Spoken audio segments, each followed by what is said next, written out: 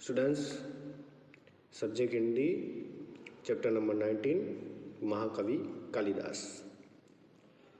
अंत में हम बात कर रहे थे कि महाकवि कालिदास अपने विद्वान होने का प्रमाण देते हैं और उनका स्वागत होता है।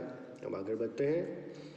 कालिदास को हर एक क्षेत्र का गहरा अनुभव था। प्रकृति का जैसा वर्णन उनके साहित्य में मिलता है वैसा कहीं नहीं मिलता। कि प्रकृति का जो वर्णन उन्होंने किया है अपने साहित्य में वो कहीं पर भी दिखाई नहीं देता है। उन्होंने प्रकृति के बिना मनुष्य जीवन को अधूरा दिखाई पड़ता है कि प्रकृति और मनुष्य का जीवन दोनों एक दूसरे के पूरक है। दोनों एक दूसरे के बिना अधूरे हैं। प्रकृति है तभी मनुष्य का जीवन रहेगा। कालिदास की उपमाएं विश्व विख्यात है, विश्व में प्रसिद्ध है। उनकी तुलना कोई नहीं कर सकता। उनका कोई जोड़ी नहीं, कोई मेल ही नहीं है। चरित्र चित्रण में भी कालिदास की तुलना नहीं की जा सकती। उनकी कोई बराबरी नहीं कर सकता। उसके पात्रों का व्यक्तित्व अपनापन लिए रहता है। हर बात बड़ी ही स्वाभाविकता से उपस्थित होती है। कालिदास अपने काव्य तथा नाटक के द्वारा बार बार यही बताना चाहते हैं कि राजा प्रजा का शासक नहीं, उसका रक्षक और पिता भी है।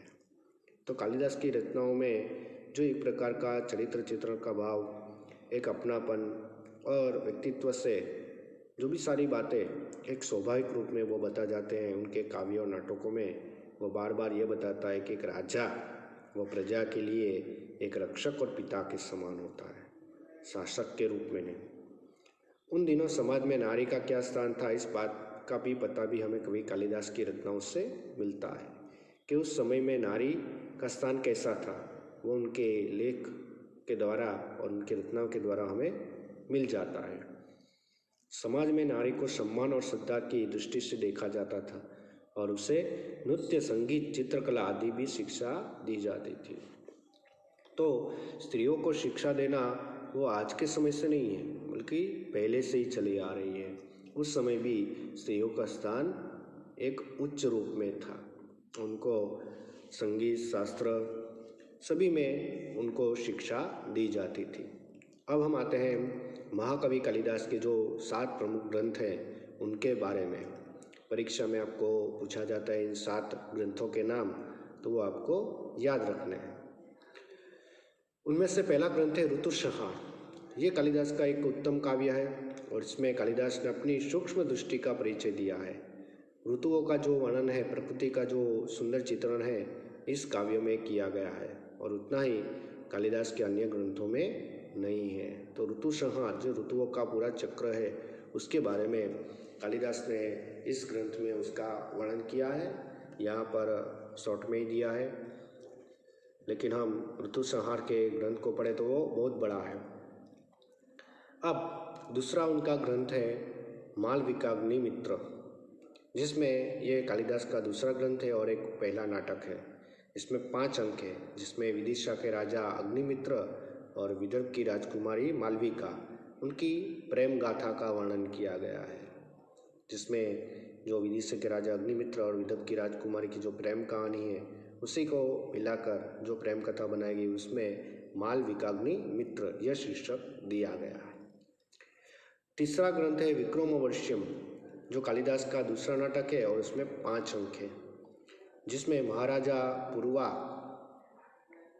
और उर्वशी की प्रेम कथा का वर्णन किया गया है। कि जो दूसरा उनका नाटक है उसमें भी विक्रमोर्वश्यम, जिसमें महाराजा पुरुवा और उर्वशी उनकी प्रेम कहानी का वर्णन किया गया है। उसके बाद है उनका अगला ग्रंथ कुमार संभव। इससे आप परिचित होंगे लेकिन नाम से नहीं। कुमार संभव में जो एक काव्य है, इसमें शिव पार्वती के विवाह से लेकर कुमार कार्तिकेय के जन्म तक उसका द्वारा तारकासुर का जो वध है उसकी कथा का वर्णन किया गया है, जो हम शिव पुराण में देख चुके हैं।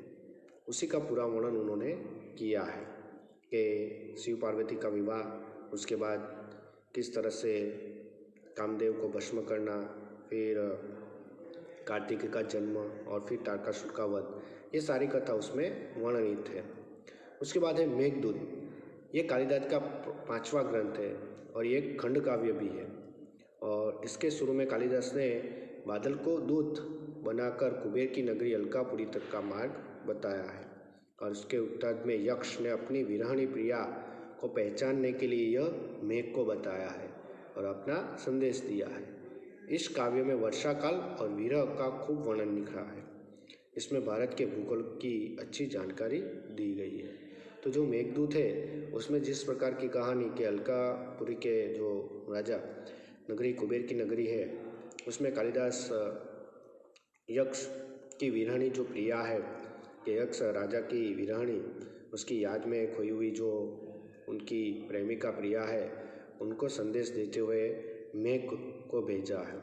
और इसमें वर्षा काल वर्षा ऋतु का और जो विरह यानी कि अलगता का जो वर्णन है वो बहुत अच्छी तरह और उसमें भारत का जो वर्णन है वो किया गया है।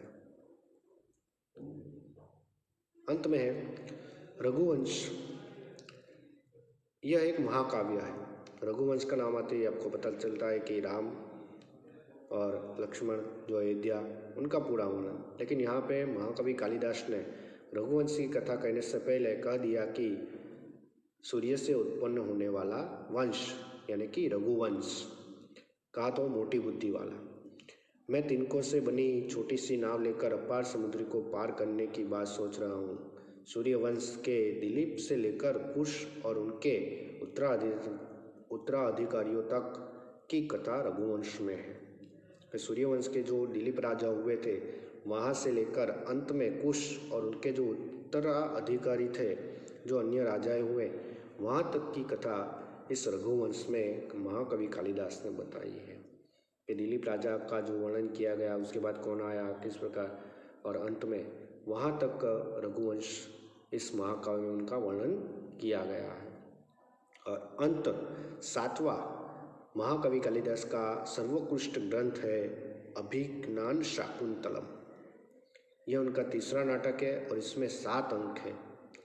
इस महाकवि ने इस नाटक में राजा दुष्यंत और शकुंतला की कथा कही है जो आप अगले स्टैंडर्ड में भी पढ़ के आए होंगे कि जिसमें राजा दुष्यंत शिकार करने के लिए जाते हैं और एक ऋषि के आश्रम के पास शकुंतला को देखते हैं और मोहित हो जाते हैं। फिर उससे गंधर्व विवाह कर लेते हैं और बाद में वह कहते हैं कि मैं अपने राज्य के सैन्य के साथ तुम्हें मान पान के साथ लेने के लिए आऊँगा। शकुंतला मना करती है। तब उनकी याद के लिए एक अंगूठी देती है और वह चले जाते हैं। तभी शकुंतला बैठी हुई है और ऋषि आता है भिक्षा मांगता है और शकुंतला वह राजा दुष्यंत की यादों में खोई हुई है और इसके अपमान के बदले में ऋषि उन्हें श्राप देता है कि जिनकी यादों में तुम खोई हुई हो वह तुम्हें भूल जाएगा।